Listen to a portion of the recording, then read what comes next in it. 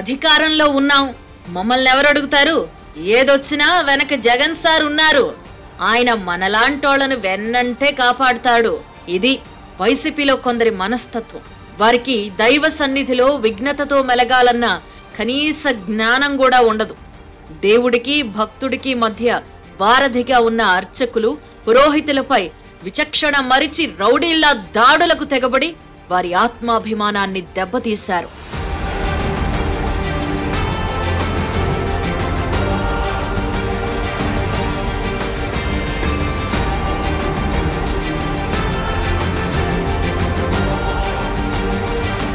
రాష్ట్రంలో వైసీపీ ప్రభుత్వం ఏర్పాటైన నాటి నుంచి ఈ తరహా ఘటనలు తరచూ జరుగుతూనే ఉన్నాయి. ఆయా సందర్భాల్లో అర్చకులు, పురోహితులు, హిందూ సంఘాలు రోడ్డెక్కి నిరసనలు తెలిపినా జగన్ రెడ్డి 5 ఏళ్ల పాలనలో ఏ మాత్రం మార్పు రాలేదు. గత 5 ఏళ్లలో వందల మంది అర్చకులపై దాడులు జరిగాయి.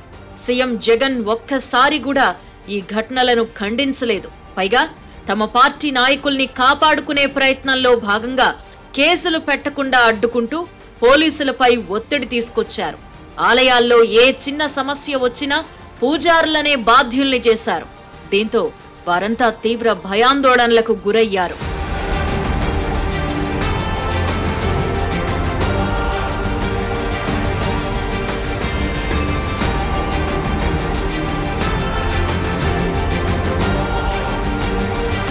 పంచారామ క్షేత్రాల్లో ఒకటైన భీమవరం సోమేశ్వరాలయంలో సహాయ అర్చకుడిపై ఆలయ ట్రస్ట్ బోర్డు చైర్మన్ భర్త దాడి చేశాడు.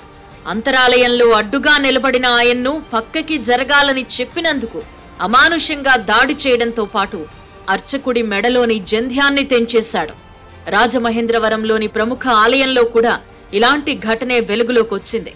కాకినాడ వేణుగోపాలస్వామి ఆలయంలో అర్చకుడిగా ఉన్న రాధాకృష్ణపై అదే ఆలయ వాచ్మెన్ నూకరాజు గతేడాది దీపావళి రోజున దాడి చేశారు.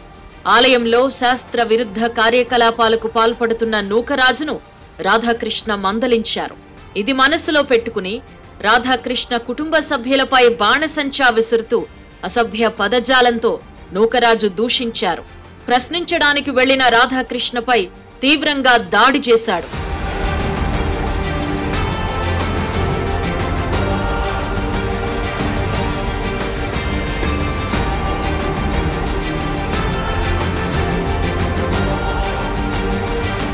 అర్చకుల రిటైర్మెంట్ విధానాన్ని రద్దు చేస్తామని, 6C ఆలయాల్లో అర్చకులకు 25% జీతాలు పెంచుతామని గత ఎన్నికల మేనిఫెస్టోలో వైసీపీ అధినేత జగన్ హామీ ఇచ్చారు.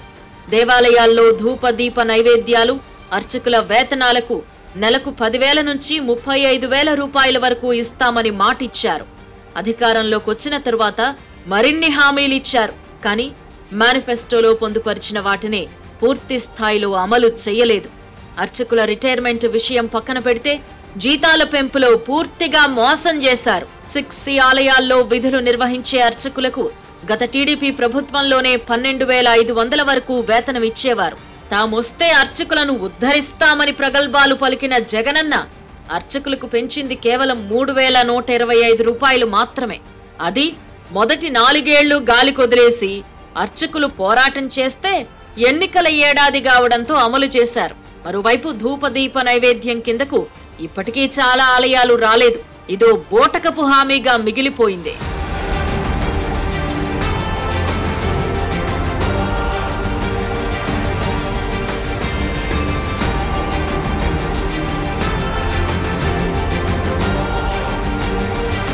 అనంతపురం జిల్లా గుత్తి మండలం జక్కల చెరువు నుంచి కొంతమంది అర్చకులు 6 నెలల క్రితం కమిషనర్ ను కలిసి ఆంజనేయ స్వామి ఆలయానికి సంబంధించిన ఇనాం భూముల్లో వ్యవసాయం చేసుకునేందుకు అనుమతివ్వాలని కోరారు.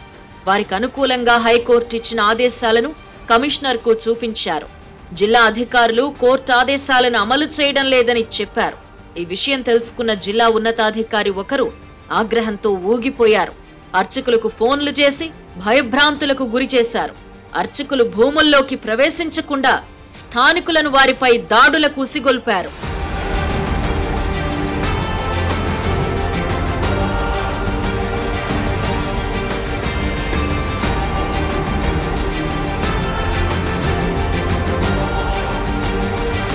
నంద్యాల జిల్లాలో కొత్తూరు సుబ్బరాయుడి ఆలయానికి ఆనుకుని శివాలయం ఉంది.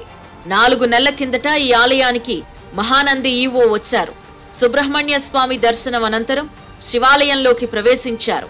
స్వామికి నైవేద్యం పెడుతున్నామని, కాసేపు ఆగాలని అక్కడున్న పూజారి చెప్పడంతో తీవ్ర ఆగ్రహం వ్యక్తం చేశారు.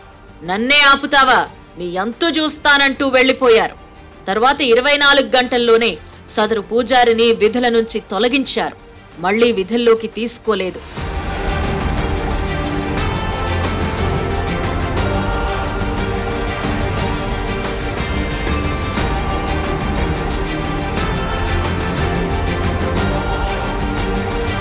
కాకినాడ బాలా త్రిపుర సుందరి సమేత భీమేశ్వర స్వామి ఆలయానికి మార్చి 25న పాల్గొన పౌర్ణమి సందర్భంగా భక్తులు పోటెత్తారు. ఇదే సమయంలో వైసీపీకి చెందిన మాజీ కార్పొరేటర్ గర్భగుడిలోకొచ్చారు. ఆయనిచ్చిన పూజా సామాగ్రిని తీసుకుని అర్చకుడు పూజ చేశారు. అయితే తాను తెచ్చిన పాలు శివలింగంపై సరిగా పోయలేదని దేవుడి ముందే చెంపపై కొట్టారు. నేనేం తప్పు చేశాను అని ప్రశ్నించిన అర్చకుడిని నాకే ఎదురు సమాధానం చెబుతావా అంటూ అసభ్య పదజాలంతో దూషిస్తూ కాలుతో తన్నారు. బండ బూతులు తిడుతూ రెచ్చిపోయారు. మీ అంతు చూస్తానని బెదిరించారు. దీనిపై అర్చకులు ఫిర్యాదు చేసినా ఈవో పట్టించుకోలేదు.